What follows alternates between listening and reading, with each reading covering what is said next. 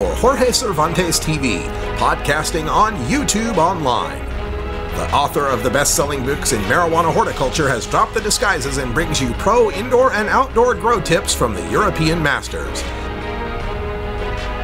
Check our online listings for Jorge Cervantes TV with Jorge Cervantes from YouTube.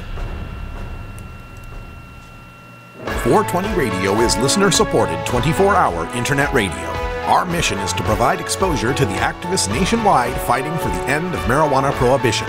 You can help sustain our mission with a one-time donation to 420 Radio at 420radio.org/donate. You can also become a monthly VIP member at 420radio.org/donate and get access to our members-only content. Your donation keeps our stream and podcasts free at 420radio.org/donate.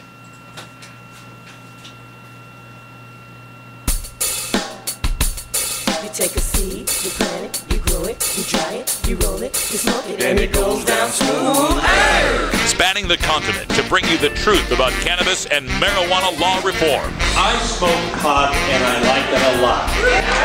The Russ Belville Show, the voice of the marijuana nation.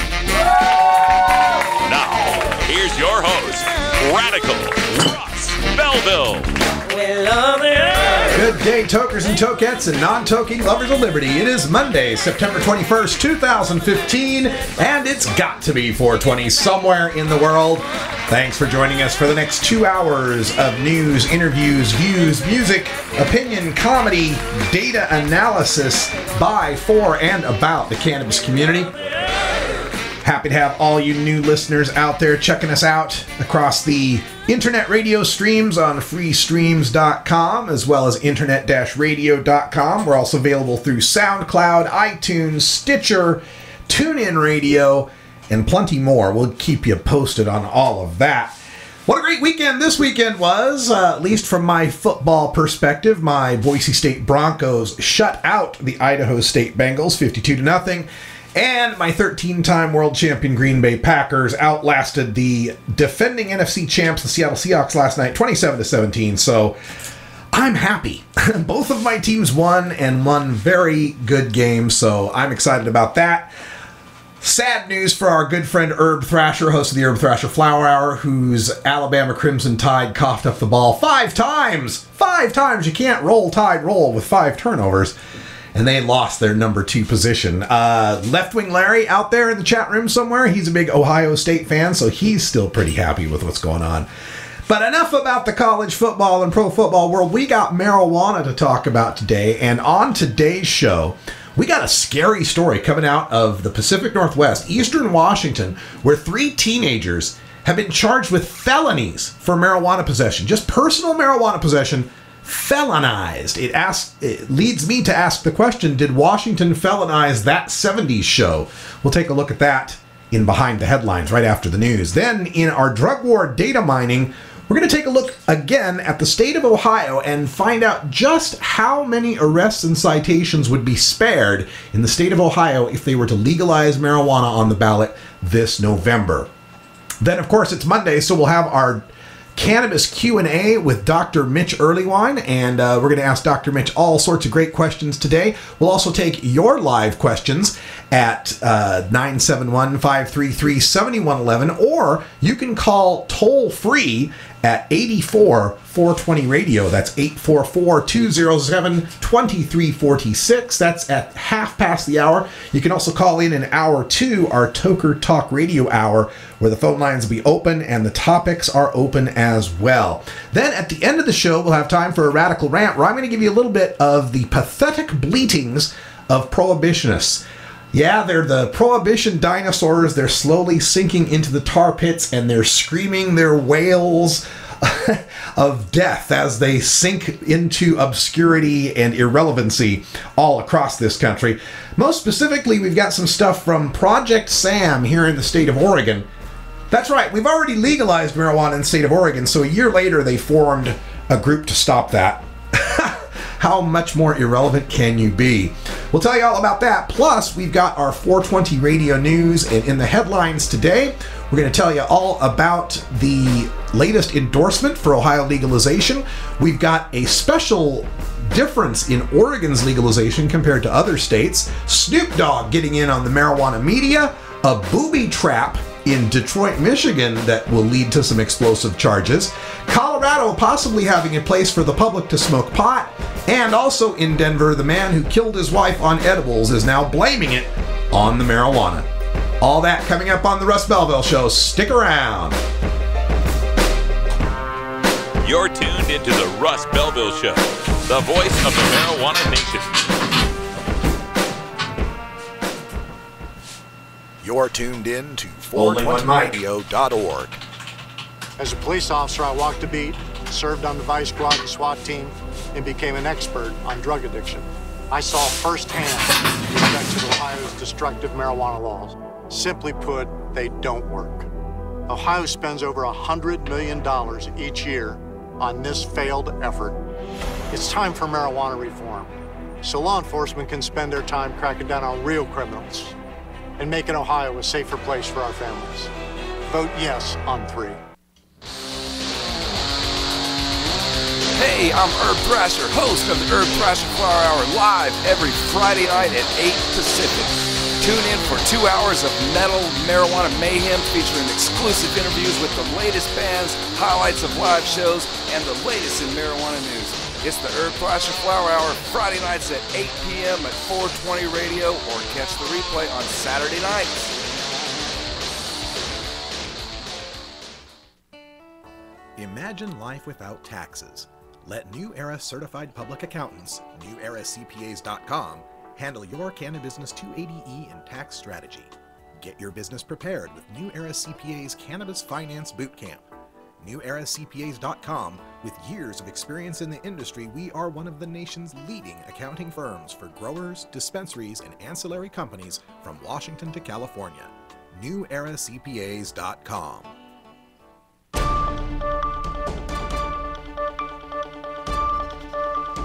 It's time for the 420 Radio News, covering the latest headlines in consumer cannabis, medical marijuana, and industrial hemp. Replays of 420 Radio News are embeddable and shareable from our SoundCloud page at soundcloud.com/RadicalRuss.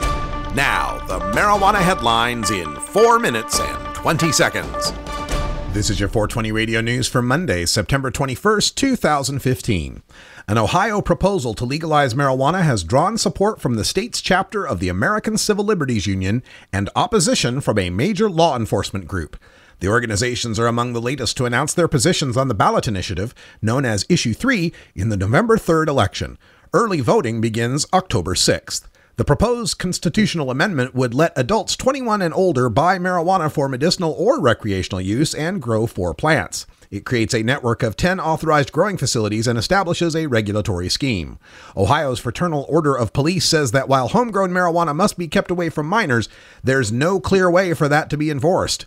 ACLU opposes the criminalization of marijuana, saying it's contributed to mass incarceration for nonviolent offenders. In preparing to begin retail marijuana sales next month, Oregon is blazing a profoundly new trail by allowing people to escape the stigma of a criminal record. A state law not restricted to drug offenses allows anyone with a lowest level felony, misdemeanor, or non-traffic violation to wipe the slate clean if 10 years or longer has gone by without another conviction. Starting next year, more serious felony marijuana convictions of the past, like manufacturing, will be eligible for record sealing as well. One new law specifically says courts must use the standards of current law, under which possessing, growing, and selling marijuana are all legal, in considering record clearing applications. The other allows faster record clearing for people who were under 21 at the time of a past conviction. Snoop Dogg is launching a budding digital media business dedicated to cannabis. The rap artist turned tech investor envisions Mary Jane, Merry, as an online destination for pot smokers and the growing industry that serves them. Mary Jane will feature celebrity interviews, news coverage of the cannabis industry, as well as helpful tips such as how to identify the best cannabis strain for you. Original video series will explore the cannabis culture from Deflowered, which focuses on first-time experiences, to a cooking show on how to make edibles or food that pairs with cannabis. Snoop Dogg made the announcement on stage at technology conference TechCrunch Disrupt in San Francisco. A man who may have been trying to steal marijuana was injured when he stepped on and detonated one of several booby traps protecting a large drug-growing operation outside of a Detroit home, authorities said. The 28-year-old man apparently tripped the explosive Sunday morning while walking in a vacant field on the city's west side and had a cut on his foot from the blast, police said. Detroit police officer Dan Donikowski told the Detroit News the man, quote, heard some loud explosions and felt pain, end quote. A man who investigators believe planted the traps cooperated with authorities. Bureau of Alcohol, Tobacco, Firearms, and Explosives spokesman Donald Dawkins told the Associated Press. He wasn't in custody Monday morning, Dawkins said, but he was expected to face federal explosives charges. Dawkins said at least 4 explosive devices were found and that they were placed in an area where children or utility crews could have been injured. Colorado's hospitality industry has a weird problem, which is that tourists come to get high, but legally there's almost no public place where they can do so. Denver, though, is finally mulling over a fix to that problem. NPR says city officials are now considering about crafting a pot club ordinance to make everybody, pot tourists, local enthusiasts, and restaurant and bar owners, happy. There aren't many details besides that it could take months and would still conform to Denver's indoor smoking ban. Pot smoking would be allowed in outdoor or specifically designated areas of restaurants and bars, possibly at establishments that already serve liquor. Backers expect staunch opposition from state restaurant associations, mostly because members fear their insurance coverage would get dropped, but restaurant owners should be nodding and ordering a truckload of Doritos. Richard Kirk, the man charged with shooting and killing his wife after ingesting a marijuana edible, will claim marijuana caused his delirium and psychotic-like symptoms. In court papers filed in Denver District Court, the defense said Kirk is not guilty by reason of intoxication, both voluntary and involuntary. This after changing his plea to not guilty by reason of insanity last week. In the court documents, 3 experts give their professional opinions about the mental state Kirk may have been in on the night of his wife Chris's death back in April of 2014. This has been your 420 Radio News for Monday, September 21st, 2015. I'm Russ Belville. The Russ Belville Show, where we don't change our position on decriminalization in an election year. The Russ Belville Show is proudly sponsored by the Marijuana Business Association. The MJBA, called by NBC News the Cannabis Chamber of Commerce, is the fastest growing business association in the fastest growing industry in America. I've been working with the MJBA for years, and I personally invite you to join the MJBA. MJBA also publishes the popular MJ Headline News on Facebook and the MJNewsNetwork.com and Marijuana Channel 1 on YouTube. Visit mjba.net for more details. This is Cannabis Facts from Robert Platshorn's TheSilverTour.org, supported by our donors and Hemp Inc., poised to lead America's hemp revolution at hempinc.com. In 1937, the second most prescribed medicine, marijuana, was banned. It wasn't about marijuana. The paper, oil, and chemical industries lobbied to end hemp farming. No longer labor-intensive, an acre of hemp produced more quality paper than 4 acres of trees. Plastics and fibers could be produced from a plant. Hemp can even produce 10 times the energy of today's ethanol. As marijuana prohibition ends, many states now allow farmers to again grow hemp. This was Cannabis Facts from TheSilverTour.org, an educational nonprofit supported by our donors and Hemp Inc., a public company poised to process America's hemp crop at hempinc.com. Oregon has joined Washington and Colorado in legalizing marijuana. We're Portland Normal, the national organization for the reform of marijuana laws chapter in Portland, Oregon. Join us as we celebrate the launch of an exciting new era in marijuana freedom in Oregon. Our job has just begun. Powerful interests want to white out the most important portions of Oregon's legalization law. By joining Portland Normal, you add your voice to the thousands who voted for Measure 91 and want it to be implemented as written. The people have spoken. Now it is time for the legislature to obey the will of the people. Find out more about Portland Normal at portlandnormal.org. Attend our monthly membership meetings on the 4th Saturday of the month. See our website for more details. Portland Normal, ensuring responsible adult marijuana consumers are afforded the same rights, privileges, and responsibilities as beer drinkers.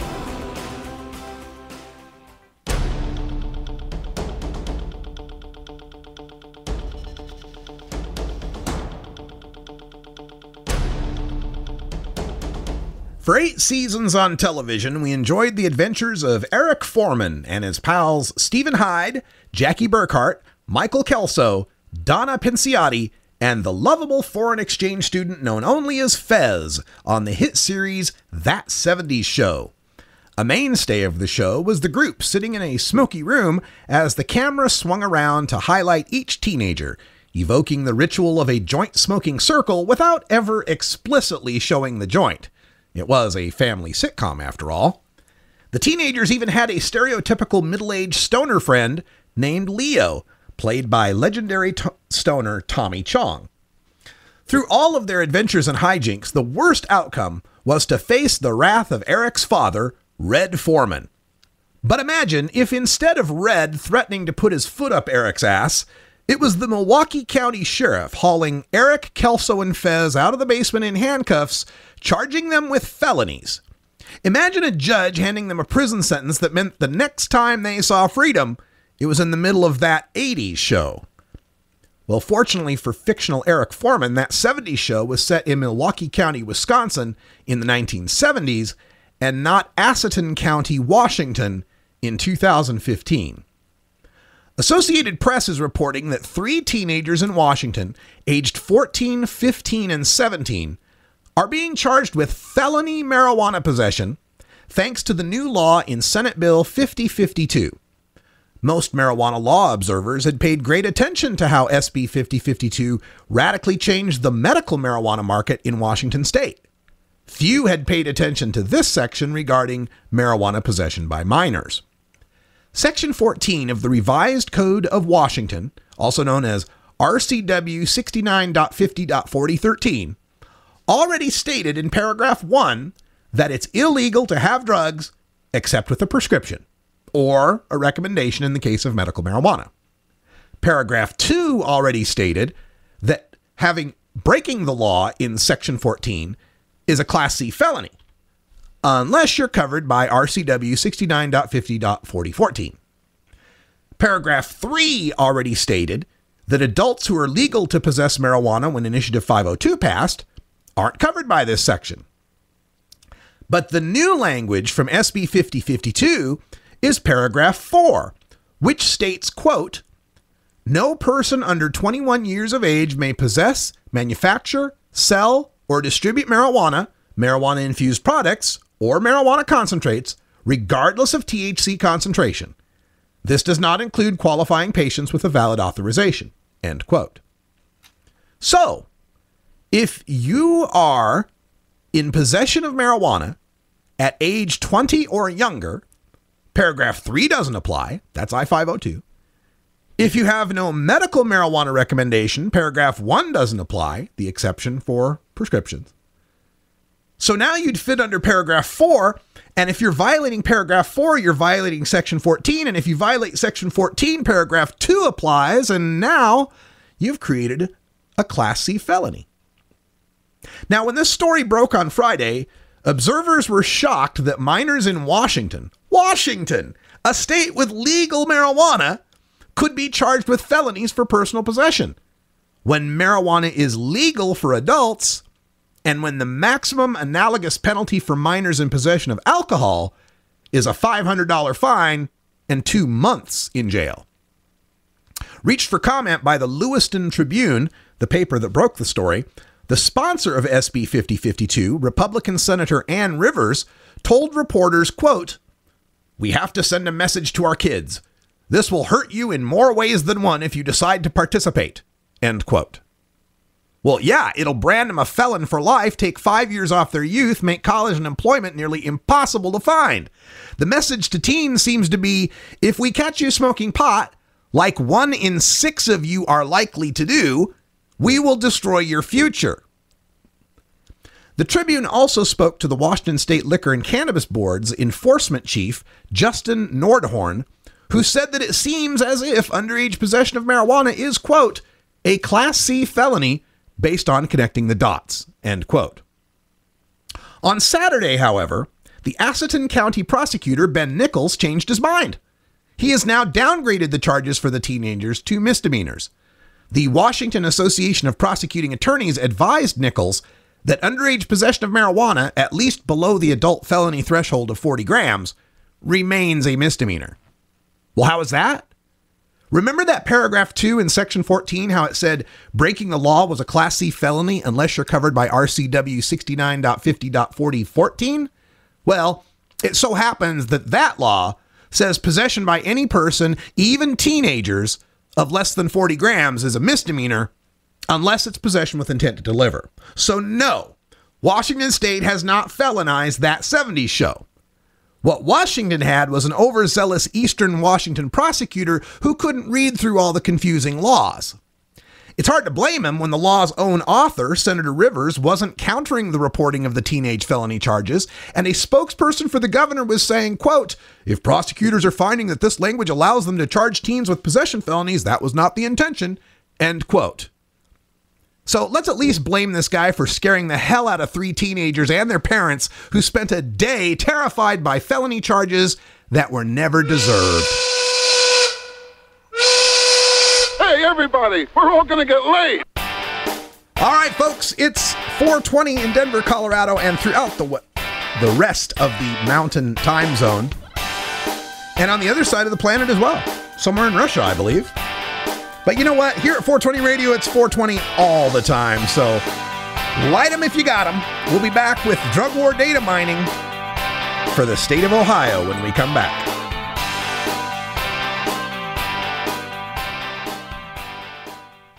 The Russ Belville Show, the National Wildlife Refuge for marijuana unicorns. Get.Buzz. .Buzz is the internet platform that fuels community interest, excitement, and new experiences. .Buzz is the premier online destination for internet users seeking the latest news on a variety of topics. .Buzz appeals to groups active in blogging, communications, journalism, advertising, and marketing. .Buzz offers registrants a stronger alternative to the shrinking namespace of existing top-level domain names, such as .com, .net, and .org. Get your name now at get.buzz. You're listening to 420 Radio. Listen Thursdays at 2 p.m. Pacific for Marijuana Compassion and Common Sense podcasting at blogtalkradio.com. Lanny Swerdlow is one of the top nurses in the field of cannabis medicine. Join Lanny and his co-hosts every week as he brings his knowledge and tenacity to Southern California's less weed-friendly areas of San Bernardino and the Inland Empire. Check our online listings for Marijuana Compassion and Common Sense with Lanny Swerdlow from blogtalkradio.com. The Fingerboard extension has fretted instruments to enhance your creativity. It has new and used guitars and banjos from beginning to high class. The Fingerboard extension has National Resophonic, Husson Dalton, Larrabee, Heritage and Recording King guitars, and Mike Ramsey, Wildwood, Gold Tone, and Recording King banjos. The Fingerboard extension also has drum stuff, used gear, and parts. Stop by the Fingerboard extension, downtown Corvallis, Oregon at 120 Northwest 2nd, or check out the inventory on the web at fingerboardextension.com and reverb.com.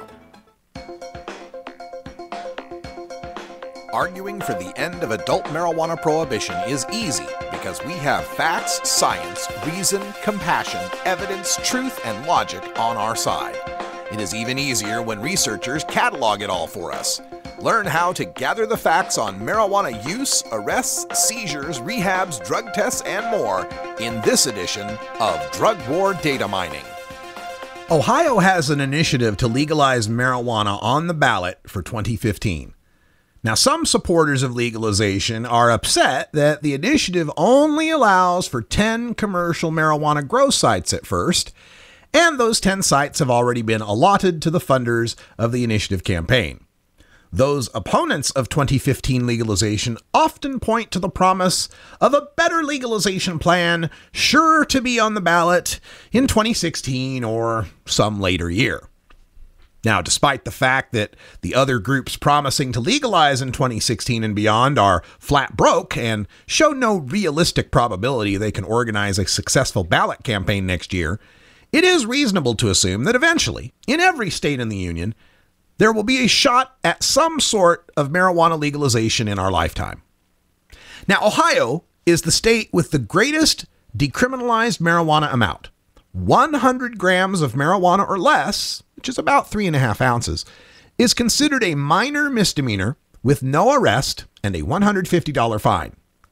That conviction can also carry a driver's license suspension from 6 months to 5 years even if the possession of marijuana occurred nowhere near a vehicle. So, why not wait another year, or 2, or 5, or longer to get a more wide-open legalization that allows any adult to participate in the field of commercial marijuana cultivation? I can give you about 10,000 reasons why. According to the Ohio Office of Criminal Justice Services Data Dashboard, in 2012, the most recent data available, there were 11,988 arrests for adult possession of marijuana and 826 arrests for adult manufacture of marijuana that year. It's reasonable to assume these figures will be roughly the same for successive years, as possession arrests have fluctuated between 11,000 and 13,000 since 2004, and manufacture arrests were as high as 1,300 before dropping to 2012's recent 826.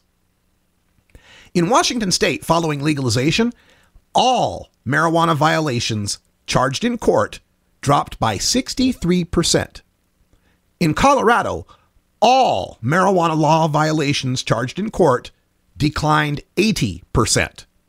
I believe the difference in declines is due to Washington not having legalized home grow like Colorado has. And folks, that's not just the less than 1 ounce possession cases that got legalized. That's all marijuana law violations, including possession, growing, trafficking, and selling. That's because once legal, marijuana's smell and presence is no longer an automatic probable cause for a police officer to investigate. In Colorado and Washington, and now in Oregon and Alaska, canine officers, aka drug dogs, can no longer be used to detect marijuana, since it is legal to carry an ounce. Decriminalization, like Ohio has, does not make it legal to carry marijuana. Therefore, any scent of marijuana detected by man or dog, or fake detected by dog when man trains them to, is reason for the cop to keep investigating. In Ohio, the guy who just came from a party and smells like weed, but possesses none, is going to be harassed by a cop looking to write a ticket or make an arrest. The guy who's in possession of a quarter pound he just bought from his dealer is going to end up with a felony because he smells like weed. But in the 4 legalized marijuana states, the smell of pot on the driver's clothes, an 1/8 ounce of weed in the driver's pocket, or 12 pounds of weed in the trunk of the car is just the smell of legal pot. It doesn't smell any differently by weight. If Ohio legalizes in 2015, they'll have a situation more akin to Colorado's than Washington's legalization. Home grow will be legal, albeit with a state license that costs $50. So if Ohio follows suit like Colorado and experiences 80% fewer marijuana cases, that's over 10,000 cases per year where someone will no longer suffer as little as a ticket or as much as a felony prison sentence because he or she smelled like marijuana.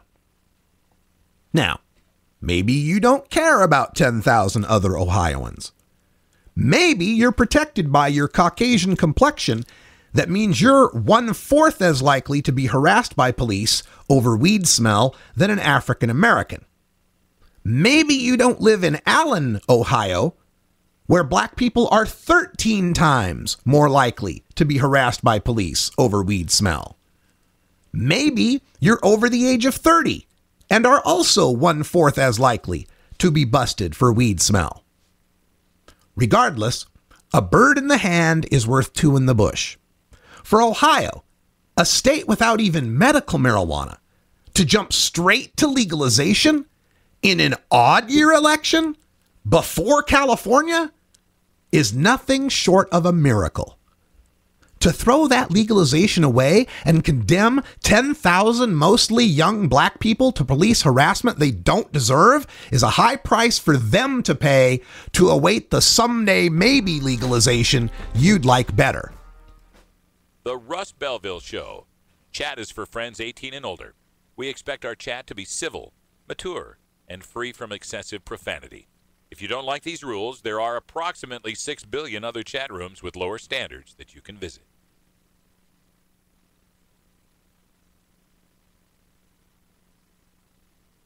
Hey everybody, it's Radical Russ here from 420 Radio, inviting you to be like me and get your ink done at Lucky Horseshoe Tattoo, Fort Worth's most female-friendly, clean, sterile, awesome tattoo shop.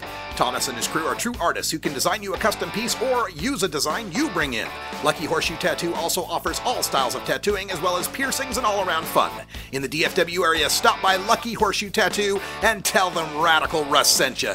Trust me, it'll feel awesome.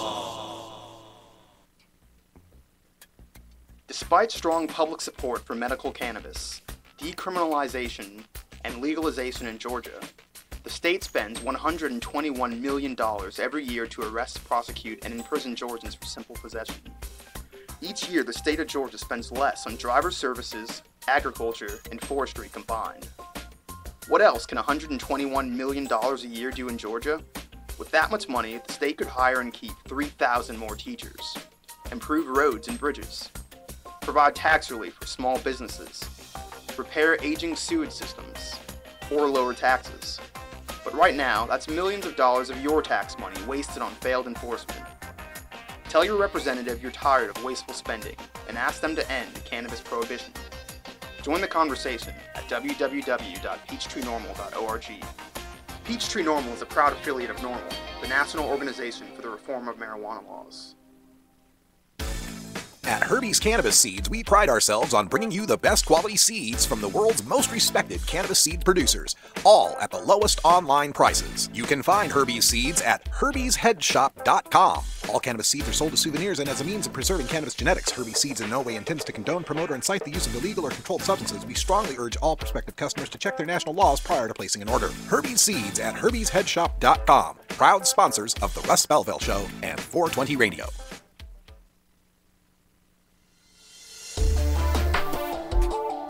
It's time for the Russ Belville Show's Cannabis Q&A with Dr. Mitch Earlywine. Dr. Earlywine is a professor of psychology at the State University of New York at Albany and a leading author and researcher on cannabinoids and health, who pins the Ask Dr. Mitch column for High Times magazine. Get your questions ready in our live chat or call in to 971-533-7111 now. Welcome back, everybody. Time for our cannabis Q&A, but unfortunately, we don't get Dr. Mitch live with us today. He had to take today off to do some family stuff, going to one of his kids' high school presentations. So being a good dad as well as a good marijuana researcher. But that doesn't mean we don't have some cannabis science to talk about. I've got some stories here lined up that will give us a good look at what's happening here in the world of marijuana research. Today, in the Journal of Analytical Toxicology, there is a new report out, a new study entitled Plasma Cannabinoid Pharmacokinetics After Controlled Smoking and Ad Libitum Cannabis Smoking in Chronic Frequent Users.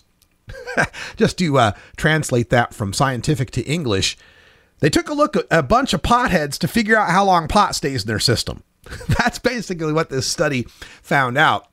They were taking a look at the main psychoactive constituent, which is delta 9 tetrahydrocannabinol, what we just call THC, as well as 11-hydroxy-THC. That's another form of THC that's formed when you ingest marijuana. It's formed with your gut enzymes. And then the inactive marijuana metabolite, which is technically known as 11-9-carboxy-THC, or short, we just call it carboxy-THC.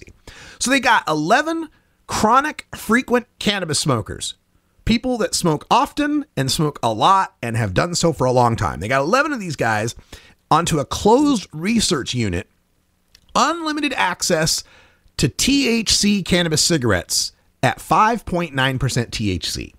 Not the strongest joints out there. Pretty low in the legalized states, as a matter of fact. We'd be bummed if a joint was less than 18%, but still, 6% THC joints that they've got. And part of the reason for that is they have to get their research marijuana from El Soli's lab there at the University of Mississippi, the federal government's pot farm, which notoriously makes some pretty shitty marijuana. Nonetheless, they've got unlimited joints. They can smoke as much as they want. And that's what you mean by ad libitum. They just means ad lib, whenever you want to, right? So you got these guys smoking pot, 11 cannabis consumers, And they monitored them in a closed research setting, so they couldn't get out, couldn't get anything anywhere else, from noon to 11 p.m. during 2 smoking phases.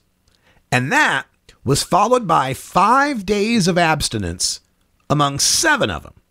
So 7 out of the 11 all 11 of them smoked a ton of pot. Then they took 7 of them and made them stop for 5 days. The other 4 could keep smoking. You got to have controls, right? So I assume those are the controls. But they had 7 of them. Cold turkey stopped for 5 days, observed. No way that they had smoked any pot. Then they did the gas chromatography. They did the study on their THC and their metabolites that they would find. And they found that all 11 participants were THC and carboxy-THC positive.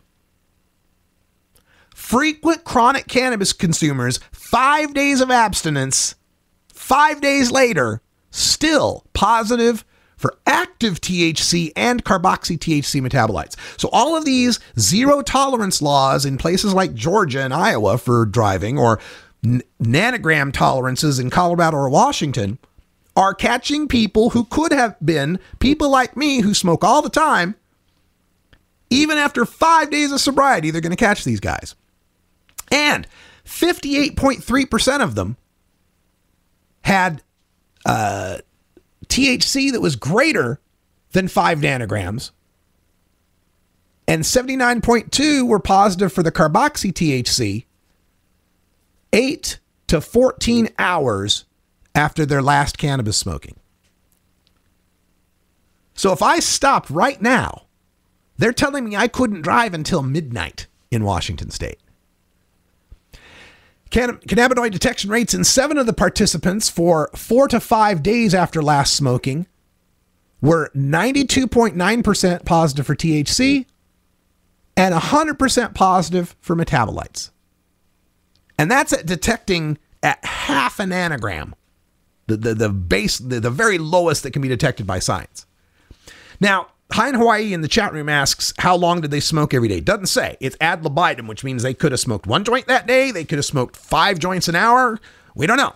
But, and how much what was the qualification for them to be considered frequent chronic smokers?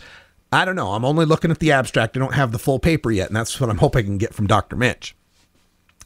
But basically, this tells us that frequent, and this is their final sentence in the abstract, the chronic frequent cannabis smokers exhibited extended detection windows for plasma cannabinoids reflecting a large cannabinoid body burden. So all of these laws that are trying to set us up based on metabolites or even active THC are discriminatory against the frequent cannabis consumer. Now, in other news, Yahoo News is reporting that a marijuana study reveals teens' surprising views of the drug. And this research says that the disapproval of marijuana use has actually increased among adolescents aged 12 to 14. In 2013, 79% of kids 12 to 14 years old said they strongly disapproved of people smoking pot. That's up from 74%. The finding was surprising given the growing legalization of the drug, said Christopher Salas Wright, an assistant professor of social work at the University of Texas at Austin and the lead researcher on the study. In addition, they also looked at how the rates of marijuana use have changed over time. Over the study period, again, this is from 2002 to 2013, the percentage of teens using marijuana decreased, Salas Wright told Live Science. Dropped from 4.5% of younger adolescents, is now 4.5% of the younger adolescents compared to 6% in 2002. In older adolescents, rates dropped from 26% to 22%. Young adults didn't change dramatically during that period, and older adults, as we've described earlier, before on the show, has gone way up. So legalization has had the exact effect we said it would. Make it harder for kids to get a hold of marijuana, make it easier for adults to get a hold of marijuana, and take away that forbidden fruit aspect of marijuana by making it the boring drug that mom and dad might smoke. Other science coming into us from attention. This is something we covered in our hour 2 the other day of how THC created by yeast could be a major development for medical marijuana advocates. Scientists announced in August that creating opioid molecules with yeast is now possible.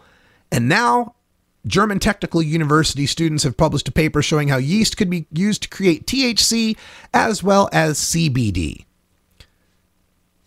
The Dr. Oliver Kaiser of Technical University explained that synthetic THC and CBD have been created, but many studies say they don't work as well. So making the same THC and CBD cannabis makes is probably better for medicine. The only problem is that scientists have not quite perfected the process in the way they would like. To be able to create THC from yeast out of simple sugars is probably going to take them a little more time, they say. But being able to do this would also help them circumvent some of the Schedule 1 aspects of plant-based THC and CBD. Very interesting research. This is from Attention, ATTN.com. And a story we referred to earlier in the headlines, the case of Richard Kirk in Denver, Colorado. He's the man who shot and killed his wife while she was on 911 after ingesting a marijuana edible, is now claiming not reason by guilty of intoxication.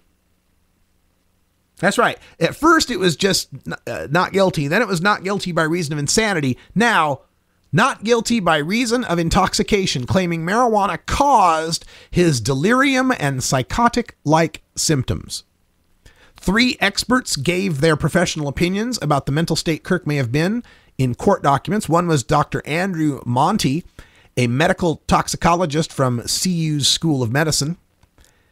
He says, quote, "It is my professional opinion that Mr. Kirk was intoxicated with THC, leading to delirium and psychotic-like symptoms at the time of the homicide." End quote. Another witness is Dr. Catherine Bellin. She's a clinical psychologist. She interviewed Kirk in jail for 3 days and wrote that he's vulnerable to severe distortions, is socially and emotionally withdrawn, and may feel a chronic sense of self-loathing. She says his basic personality profile is not consistent with a violent or aggressive individual and blames other factors, including stress, for his alleged actions in the case. In her assessment, she wrote, quote, "Evaluation suggests that he is prone to unraveling both cognitively and emotionally when under stress, and symptoms are likely to include features of paranoia, significant distortions in thinking, and unrestrained affect." End quote. And the third expert, Dr. Ryan Vandry, he studies the effects of cannabis and says he would, quote, "be willing to testify that individuals who consume cannabis orally may experience strong drug effects at the same time that they may have relatively low levels of THC." End quote. Richard Kirk will be back in court in December. That's a postponement from the original trial date back in October. And folks, this is a very slippery slope here if the Kirk defense is able to paint marijuana edibles as reason enough to get away with murder. That's going to be really bad for our side, given that that is one of the things that the prohibitionists want to tie to marijuana. And to have a decision of a court, especially a jury, that could be convinced that marijuana edibles is going to make someone crazy enough to kill? Well, that's right out of Harry J. Anslinger's playbook, isn't it? These are the things we're going to have to watch for. And if you ask me, Richard Kirk is guilty of murder because he shot his wife and was recorded on audio doing so. This idea of not guilty by reason of intoxication suggests that we can use this same sort of argument for a drunk driver who mows down a school bus full of nuns and orphans. No. Part of being a consumer of drugs, alcohol, marijuana, whatever they might be, includes being responsible for yourself and for your actions. We support responsible marijuana consumers. Someone who eats an edible and shoots his wife isn't a marijuana consumer. He's just a murderer who happened to consume marijuana.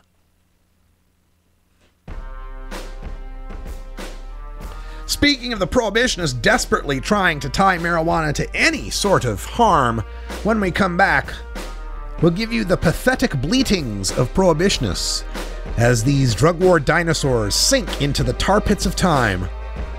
What are they trying to say has terribly gone wrong in Colorado and Washington? I'm still waiting for the $2 billion in social costs since they've made $200 million in taxes, but haven't heard from Kevin Sabet on that one. Also, stay tuned for Hour 2 Toker Talk Radio. We'll talk to Bacon Dan, get some new Roots Monday Daily Toker tunes for you, and your calls at 84-420 Radio.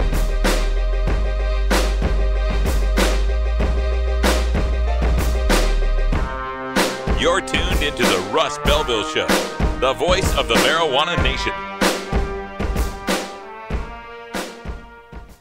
Marijuana is not addictive, but listening to the Russ Belville Show is. This is Radical Russ encouraging you to take a look at the Weed Blog every day. Johnny Green and the staff at the Weed Blog are on top of all the latest developments in the fight to end marijuana prohibition nationwide.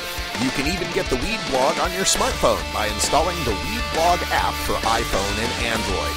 If it's about weed, it's on the Weed Blog, including my original writing. So don't delay. Read the Weed Blog today.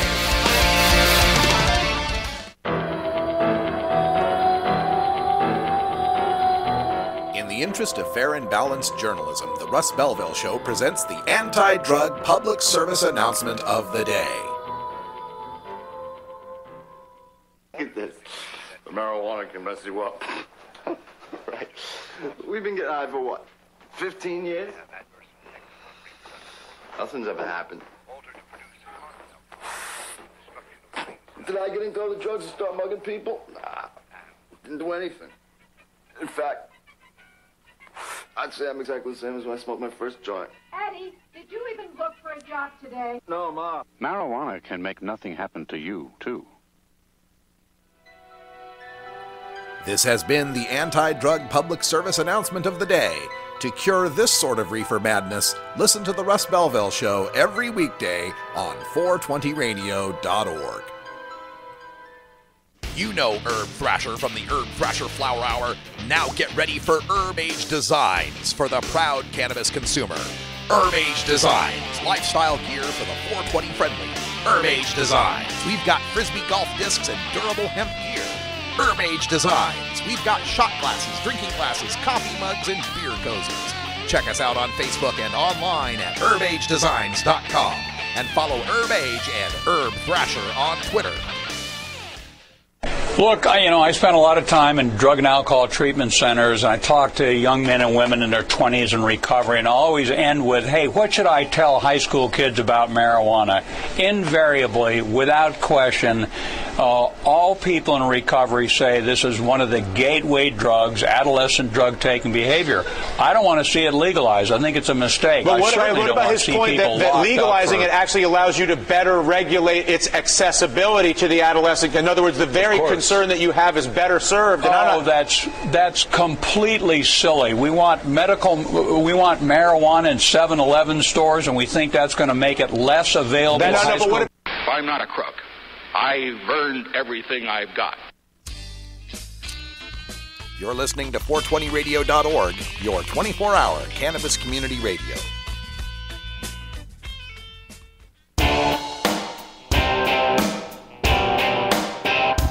We must wage what I have called total war against public enemy number one. I support a change in law to end federal criminal penalties for possession of up to 1 ounce of marijuana. That marijuana, pot, grass, whatever you want to call it, is probably the most dangerous drug. Some think there won't be room for them in jail. We'll make them. I experimented with marijuana a time or two, and I didn't like it and didn't inhale. One major responsibility is to encourage people to use less drugs. Entirely legitimate topic for debate. Radical Rant. As marijuana legalization continues to unfold now in 4 states, coming soon to possibly 10 by the end of 2016, the prohibitionists are the drug war dinosaurs, sinking slowly into the tar pits of time and squealing, screaming, pleading with the public to remain relevant in some way. Unfortunately, these pesky things called facts keep getting in the way, and the latest facts that have gotten in the way are the surveys of Coloradoans.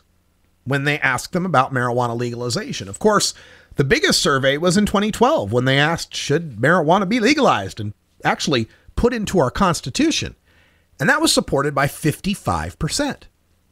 Last February, Quinnipiac University came out with a poll asking them, do you still support your decision to put legal marijuana in the Constitution? 58% support it, up by 3%. And this is complete danger for the prohibitionists because it does precisely the opposite of what they want to portray. They want to show that after 3 years of legalization in Colorado, terrible things are afoot in the Centennial State, and any other state should learn from Colorado. They keep saying the term buyer's remorse. Colorado has buyer's remorse over marijuana legalization. That's what happens when 3% more of the public supports it, I guess. Well, that's fine that they don't agree with it. They're entitled to their own opinion about marijuana legalization. They're not entitled to their own facts. And the problem comes from the Rocky Mountain high-intensity drug trafficking area. This is a federally supported task force. Its job is to suppress marijuana as well as other legal drugs. And they don't even try to make a counterfactual by citing other polls. They just outright distort and even lie about what the data say. For example, they say that only 50% of Colorado voters supported legalization in that Quinnipiac survey. The poll that came out in February said 58% support. They went and said it was only 50%, 8 points lower than what it actually was. They also say legalization only passed by 54%, not 55%. They can't even get the simple data figures correctly. But you can give them the benefit of doubt. It's a 140-page report. Maybe it's just a mistake they overlooked. Maybe it just slipped on by. The problem is, as you look at all the mistakes that slip by, they're always mistakes that slide by in their favor to paint their picture that suits their agenda. You can be sure if they said the Quinnipiac poll was 8% higher than it was, that's not one they would have missed, would it? So there's some major points that they make in here, and they've been analyzed and correlated here by Jacob Sullum, who wrote this excellent post at Forbes.com. It's being reprinted in Reason.com. It breaks it down into some of the categories. First category would be drugged driving. And in the report, they say there's a 32% increase in marijuana-related traffic deaths after recreational sales began. Well, yeah, but here's the problem. Marijuana-related traffic deaths means someone who died in traffic who tested positive for marijuana. It doesn't say whether they tested positive for metabolites or whether they tested for THC or what level of THC they tested for. And as we pointed out in drug war data mining earlier in the show, chronic frequent cannabis consumers like myself can test positive for metabolites and active THC up to 5 days after abstinence. So the fact that we have a 32% increase in the number of people who we find wrecked in a car only tells us we're more likely to find people who have used marijuana now that it's legal.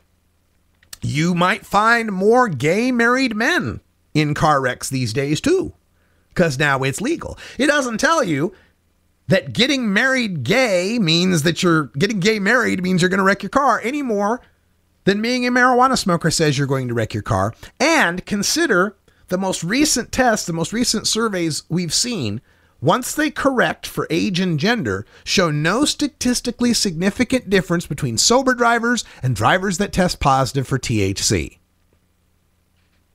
Another consideration, they say, is that adult marijuana use has been rising in Colorado since 2006.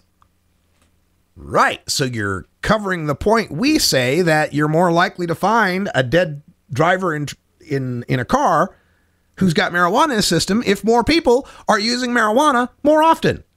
The fact that adults now have a store at which they can buy marijuana greatly increases the chances that at any given time, one of them will have marijuana in their system.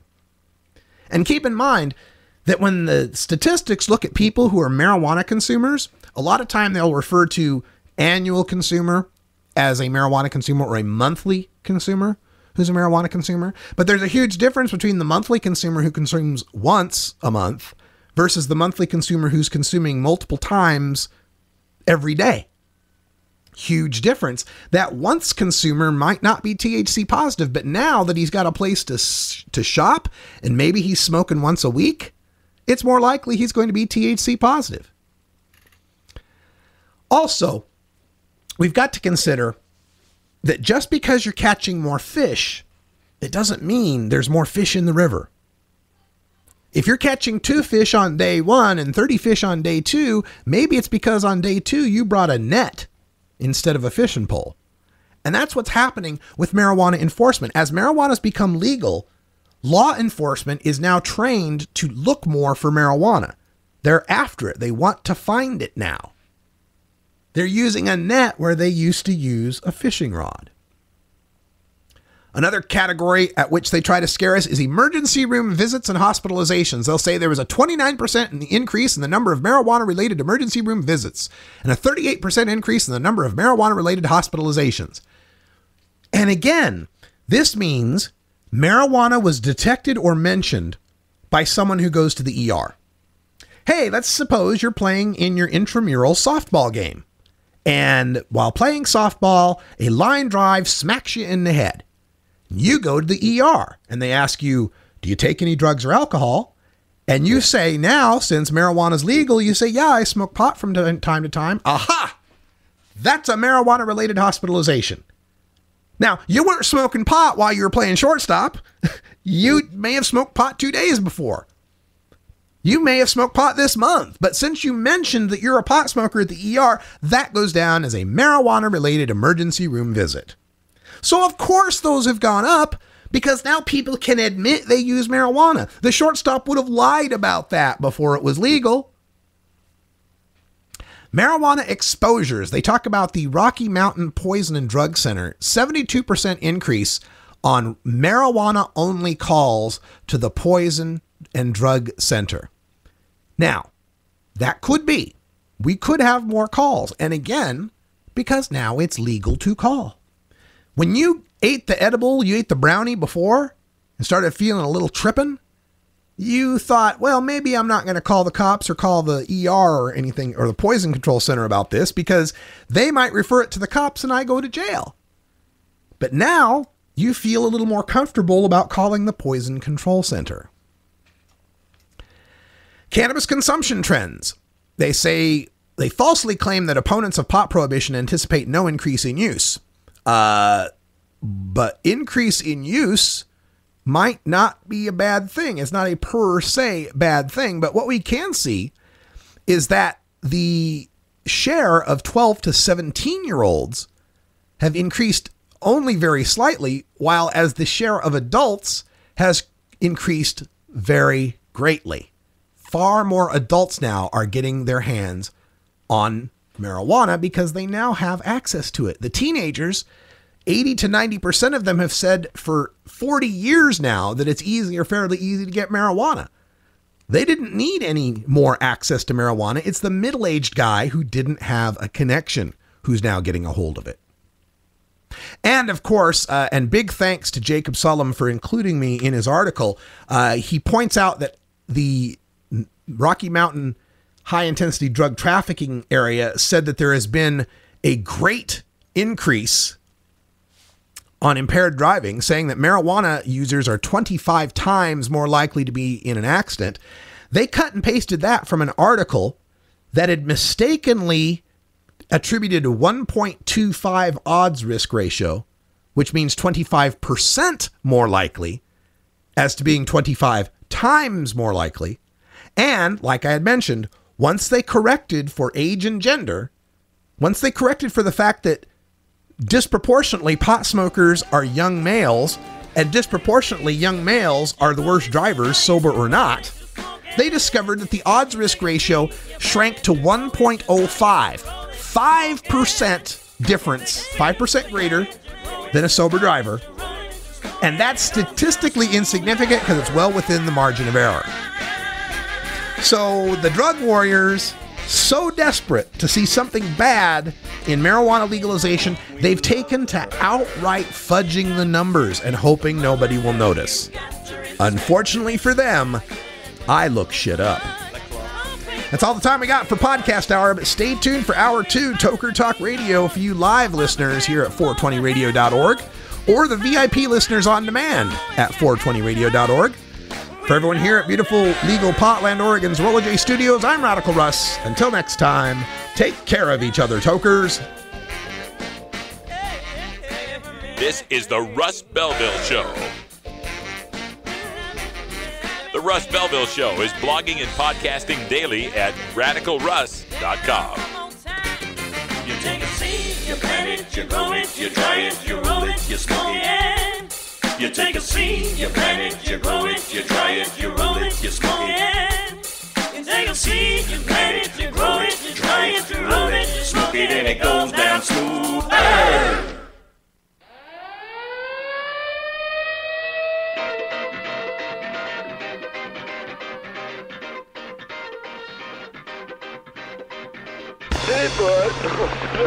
Now it's time for Toker Talk Radio, the voice of the marijuana nation. Where you can toke. I inhale frequently. Or you can talk. I experimented with marijuana and didn't inhale. Or you can toke and talk. 10 federal criminal penalties for possession of up to 1 ounce of marijuana. Well, we talk about toke on Toker Talk Radio. So, by the way, when it comes to pot, if you're 40 years old, you live in a log cabin in Oregon, you got 12 giant pot plants in your backyard, have a ball. Live from beautiful Portland, Oregon at Rolla J Studios. Hey, this is great. Just like cannabis. Plus your calls live at 971-533-7111. They're walking on their pants with their cap on backwards, listening to Enema Man and Snoopy Poop Dog. What's to keep somebody from getting all potted up on weed and then getting behind the wheel? Gateway theory doesn't work. It's a reality. Holland, is it real? Don't tease me. We're locking up people that take a couple of puffs of marijuana, and the next thing you know, they got 10 years. And now, here's your host, the guru of ganja graphics, the sultan of sativa statistics, and the worst nightmare of a reefer mad prohibitionist. A polite, perspicacious, productive pothead with a propensity for PowerPoint. Radical Russ Belville. All righty, everybody. It's 4:02 Pacific time. Time for Toker Talk Radio. So glad you can join us here live on 420radio.org. Big thanks to all the 420 Radio VIPs out there. You can become a VIP. Just go to 420radio.org/donate.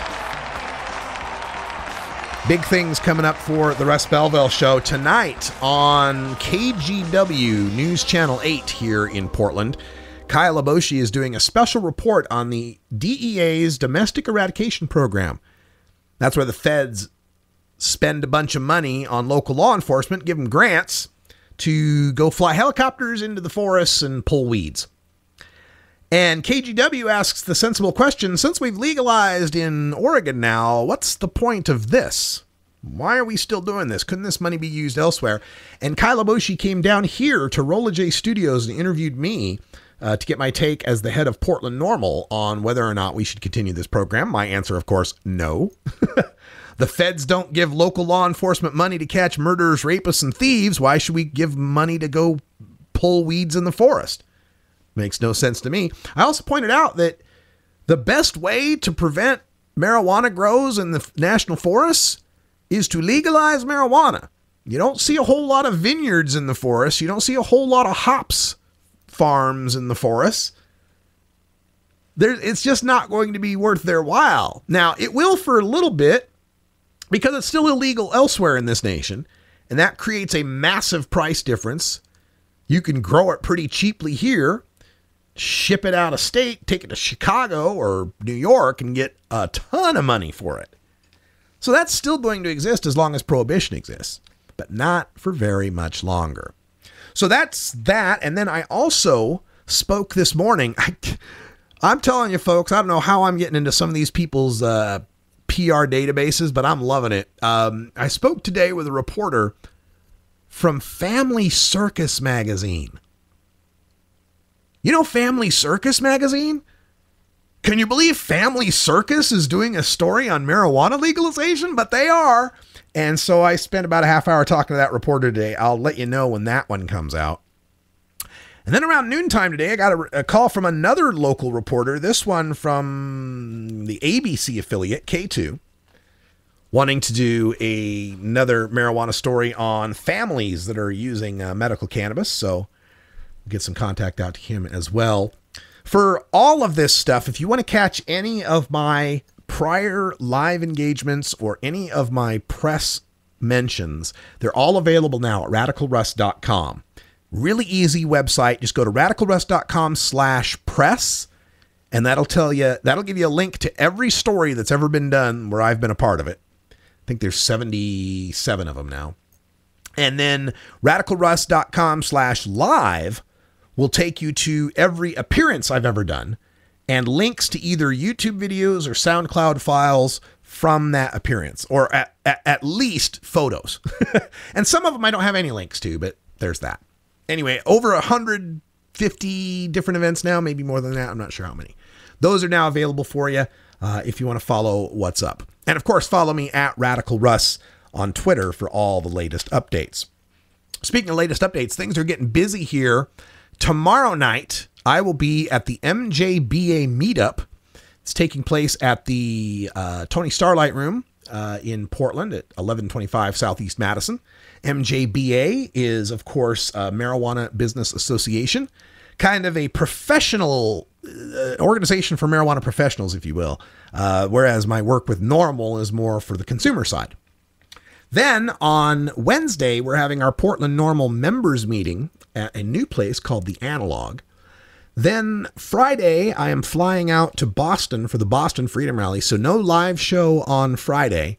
So sorry. And we might not have live shows on Friday for a while coming up. In fact, let's see, the next Friday we'll have a live show. No, next Friday I have a doctor's appointment. So yeah, 2 Fridays away is our next Friday show that'll happen. But that'll be after my dentist appointment. So who knows? I might not be able to talk. We'll see how that goes. But you can always follow the calendar at 420radio.org/schedule if you want to know what's up, where I'm headed, and if there is a live show. I'm getting pretty good about putting it in when it's going to be a replay so that you can know that it's just going to be a replay show. Also, I mentioned last week about our upcoming move to cannabisradio.com. The podcast will soon be hosted on cannabisradio.com. We'll talk more about that coming up in the next segment. Also coming up, we've got Roots Mondays Daily Toker Tunes featuring a mashup, I believe. Or no, maybe that was last week's. But anyway, you got Bacon Dan calling in. He'll tell us what's up with Portland. A pretty disappointing loss for the Portland Timbers in Major League Soccer the other day. I'm sure he's not too happy about that. But our Mr. Portland, Bacon Dan, calling in at 420. And again, we are 10 days away. 10 days away from legal pot sales.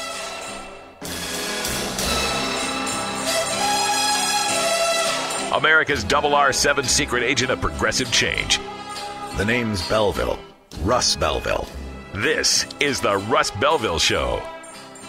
Hyatt Hawaii wants to know, what does it take to do a show? You need a laptop, you need a microphone, and you need an internet account. That's it. Costs nothing.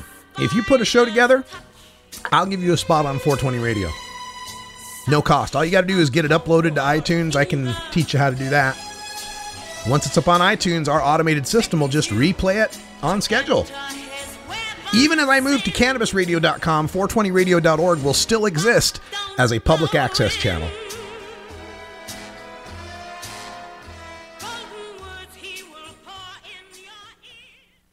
This is 420radio.org, your 24-hour cannabis community radio.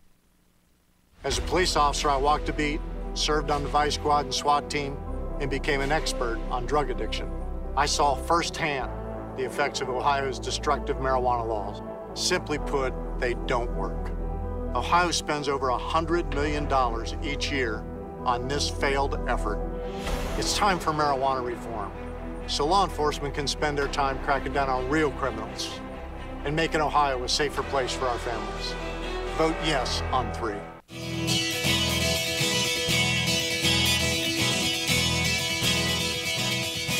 Marijuana may be legal in some states, but it is still very difficult to advertise. Legal marijuana states have strict guidelines about where marijuana ads may be placed.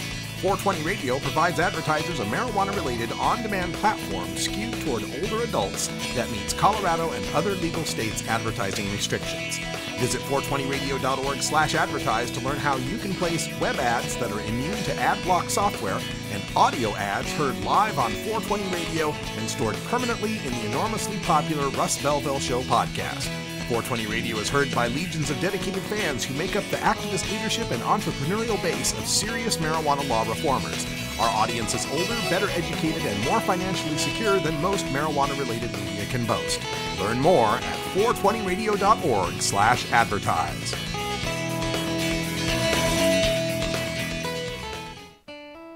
Imagine life without taxes. Let New Era Certified Public Accountants, NewEraCPAs.com, handle your Cannabis 280E and tax strategy. Get your business prepared with New Era CPA's Cannabis Finance Bootcamp. NewEraCPAs.com, with years of experience in the industry, we are one of the nation's leading accounting firms for growers, dispensaries, and ancillary companies from Washington to California. NewEraCPAs.com.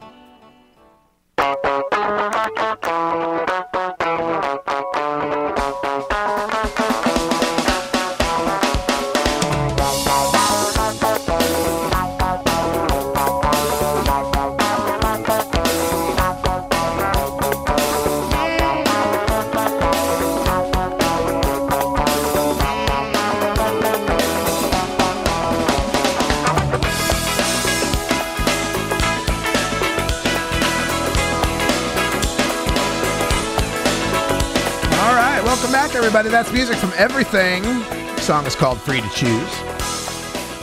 Give us another 10 minutes. We'll have Bacon Dan on the line with some new music coming up as well. Lots of good stuff coming up for Roots Monday. As I mentioned, we're 10 days away in the state of Oregon from legal marijuana sales to all adults. Yes, the audience is thrilled. October 1st. Any adult will be able to walk into a medical marijuana dispensary, a participating medical marijuana dispensary, because they don't have to, and a city can stop this from happening, so it's not going to be in all cities either. But basically speaking, here in Portland, you're going to have about 100 places you can go shop for marijuana. Now, there is a limitation. You'll only be able to buy a quarter ounce. And you'll be able to buy 4 seedlings. And you'll be able to buy unlimited amount of seeds. But you can't buy edibles, tinctures, salves, lotions, concentrates, or extracts. Why? Well, they want to make sure there's enough of those products for the medical consumers. And the testing and the regulation around the processing and the purity of the extracts and concentrates and the edibles has never been really set in the medical side, and they don't want to let that happen on the rec side when the Cole memo said we want to make sure everything's, legit. So, understandably, they want to delay that. Now, the sales time for recreational marijuana sales will be at 10 a.m. On October 1st, and that's a Thursday, and we will be out there at 10 a.m. to 10 p.m. is the only time it can operate. And we will be out there at one of the dispensaries. Now, I'm not sure which one yet. I got an offer here from one called Canacia that has a FM radio crew that's going to be there and giving away gift bags and so forth. We may be there. I know on October 4th, we'll be participating in the Dope Cup party at Fresh Buds Dispensary in Southeast Portland. So we'll keep you posted on all that. I still have some more contacts I've got to make, discussions I got to have with people. But somewhere next Thursday, 10 a.m., we will be streaming live from Oregon's first recreational legal marijuana sales. So stay tuned for that. It's going to be a lot of fun. Now, as far as buying this quarter ounce, Our stores are not going to be segregated like the Colorado ones are. In Colorado, they can have a store that says medical and recreational, but it's literally separated. You got to have a separate entrance, and sometimes it's the same entrance, but a separate, like one of those theater barriers. What are those called? Those little seatbelt looking turnstile kind of things, right? Well, they're not turnstiles. What do they call those things? Anyway, they literally separate the room in half, and on one half, the patients can go over here, and the other half, the recreational consumers go over there. That is not what will be happening in Oregon. In Oregon, a customer is a customer. Everybody going into these dispensaries will be served. It's just those who are without a medical marijuana card can only buy a 1/4 ounce of flower. Now, the dispensaries themselves have been directed by the Oregon Liquor Control Commission or Oregon Health Authority, I'm not sure which, to collect some basic statistics. As you make your purchase, they're going to put down your birthday and how much you bought. So you're going to try to keep some tab on the age range of the recreational consumers and how often or how much they're buying. But no real personally identifiable information, and best of all, no database. There's going to be no central correlation of this information. So, what's to stop me from getting on the number 12 bus, running up and down Sandy Boulevard, and buying a 1/4 ounce of marijuana at each of 10 dispensaries that exist on this boulevard? Nothing. I can go to the one on 24th and Sandy, buy a 1/4, 28th and Sandy, buy a 1/4, 33rd and Sandy, buy a 1/4, 42nd and Sandy, buy a 1/4, 62nd and Sandy, buy a 1/4, 92nd and Sandy, buy a 1/4, 103rd and Sandy, buy a 1/4. I can buy a 1/4 at each one of these places. Furthermore, I could go back to the one at 24th and Sandy later in the day after shift change, and it's pretty likely nobody's going to recognize that I already been there today buying a 1/4. And as far as we can tell, there's nothing in the early sales law that says they have to be limited to a 1/4 per day at any place. As far as we can tell, it's only a 1/4 per purchase. So yeah, there'll be some limitation, but I'm not sure how much of a limitation that's really going to be. Now, we can possess an ounce legally, so you could make your trip to 4 stores, buy a 1/4 ounce at each store, take that ounce home, go back out, go to 4 more stores, get your ounce, take it home, and you could do that 8 more times, or 6 more times, a total of 8 times. You could visit 32 marijuana shops, buy a 1/4 ounce at each one, taking it home every 4 shops, so you're never over a full ounce. And you could possess a 1/2 pound of store-bought marijuana in your home by the end of Thursday. It's an amazing time. Now, as if that wasn't enough for you, those purchases are going to be tax-free. No tax whatsoever on your purchase of a 1/4 ounce of fine Oregon marijuana. And I'm going to say that 1/4 ounce of fine Oregon marijuana is probably going to come in at $50 or less. So it's going to be a good time here in Oregon. Get your Christmas shopping done because the tax-free status ends at the end of this year. October, November, and December, you'll be able to buy marijuana tax-free. We'll give you all the information on where we're going to be and all the promotions that are going to be happening around Oregon's first legal marijuana sales. It's going to be an amazing time, I'm sure. And if you've got any questions, you can always give us a call here at 84-420 radio. That's 844-207-2346. I might actually get myself 4 seedlings. It's been a while since I tried growing marijuana, and I still have some lush LED lights that I can use for it. So maybe I'll try my hand at it again, just because it's legal, just because I can. Might be a lot of fun to try to grow some marijuana once again. As we continue through our marijuana legalization here in the state of Oregon, we still, of course, face prohibitionists who are eager to see something bad happen. It was amazing how they danced on the grave of Levi Tambo when he jumped out of that hotel balcony in Denver last year. A time when they should have been sad for a family that lost their son, friends that lost their friend, they were giddy. They were gleeful that they could show that marijuana killed somebody. See, marijuana killed somebody. No, it was kind of that sudden stop at the end of his fall that killed him, but okay. And now we get this case of Richard Kirk, the man who shot his wife, supposedly not guilty by reason of intoxication because he ate some marijuana cookies. So we have to be on our best behavior. We know that they are waiting to jump at anything they can make stick. And so far, they haven't been able to make anything stick. So far, the American people have recognized that pretty much everything that's come about from marijuana legalization in Washington and Colorado has been a good thing. $200 million in tax revenue, some 15,000, 20,000 jobs between the two states. No real appreciable increases in youth marijuana use. Nothing that doesn't already match what's going on in the rest of the country. So we will keep you informed on all of this. And when these prohibitionists stand up and shout their falsehoods, we will be there to shout them back down.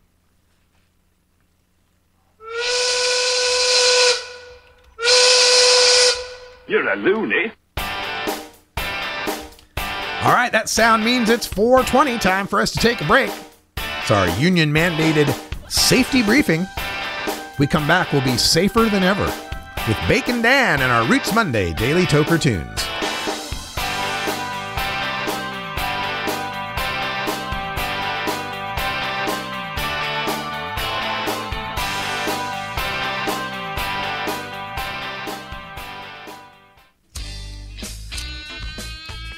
It's 420 somewhere. You're listening to 420radio.org. The Russ Belville Show is proudly sponsored by the Marijuana Business Association. The MJBA, called by NBC News the Cannabis Chamber of Commerce, is the fastest growing business association in the fastest growing industry in America. I've been working with the MJBA for years, and I personally invite you to join the MJBA. MJBA also publishes the popular MJ Headline News on Facebook and the MJNewsNetwork.com and Marijuana Channel 1 on YouTube. Visit mjba.net for more details. Oregon has joined Washington and Colorado in legalizing marijuana. We're Portland NORML, the national organization for the reform of marijuana laws chapter in Portland, Oregon. Join us as we celebrate the launch of an exciting new era in marijuana freedom in Oregon. Our job has just begun. Powerful interests want to white out the most important portions of Oregon's legalization law. By joining Portland NORML, you add your voice to the thousands who voted for Measure 91 and want it to be implemented as written. The people have spoken. Now it is time for the legislature to obey the will of the people. Find out more about Portland NORML at portlandnormal.org. Attend our monthly membership meetings on the fourth Saturday of the month. See our website for more details. Portland NORML, ensuring responsible adult marijuana consumers are afforded the same rights, privileges, and responsibilities as beer drinkers. I very much hope that I am the only person on this stage who can say this, but I know there are millions of Americans out there who will say the same thing. My husband Frank and I buried a child to drug addiction.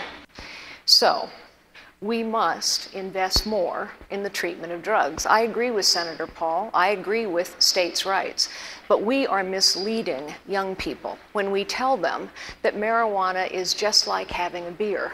It's not. And the marijuana that kids are smoking today is not the same as the marijuana that Jeb Bush smoked 40 years ago. We do. Sorry, but we need to tell young people the truth. Drug addiction is an epidemic, and it is taking too many of our young people. I know this sadly from personal experience. Get.Buzz. .Buzz is the internet platform that fuels community interest, excitement, and new experiences. .Buzz is the premier online destination for internet users seeking the latest news on a variety of topics. .Buzz appeals to groups active in blogging, communications, journalism, advertising, and marketing.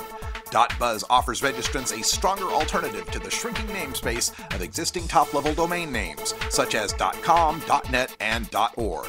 Get your name now at get.buzz. I'm sure you've heard about the ballot issue to legalize marijuana, and you're probably wondering, does this plan make sense? How will it make Ohio safer? And what does it mean for me? Go to responsibleohio.com and get the facts. This is Cannabis Facts from Robert Platshorn's thesilvertour.org, supported by our donors and Hemp Inc., poised to lead America's hemp revolution at hempinc.com. In 1937, the second most prescribed medicine, marijuana, was banned. It wasn't about marijuana. The paper, oil, and chemical industries lobbied to end hemp farming. No longer labor-intensive, an acre of hemp produced more quality paper than 4 acres of trees. Plastics and fibers could be produced from a plant. Hemp can even produce 10 times the energy of today's ethanol.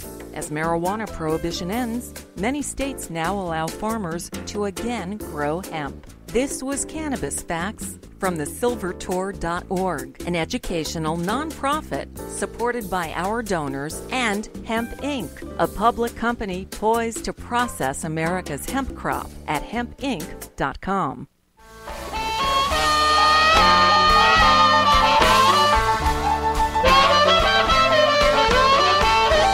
Everyone knows music and marijuana go together, so let's wind up our 20 after break with the Russ Belville Show's Daily Toker Tunes, the best in pod-safe 420 music from around the web. Today is Roots Monday, featuring the blues, country, folk, and jazz music that birthed the modern sounds we enjoy today. Now, sit back and enjoy your daily